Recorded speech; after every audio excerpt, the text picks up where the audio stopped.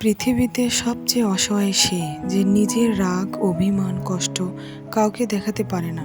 একটু চিৎকার করে যে কাঁদবে তাও পারে না, শুধু চোখের পানি লুকিয়ে হাসে।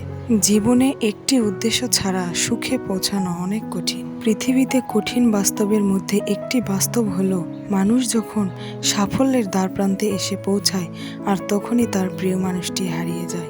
সুখ আর শখ দুটোই বিলাসিতা, যা পুরুষের ক্ষেত্রে মানায় না। পৃথিবীতে কেউ কারো নয়, শুধু সুখের থাকার আশায় কাছে টানার ব্যর্থ প্রত্যয় আর দূরে চলে যাওয়ার এক বাস্তব অভিনয়।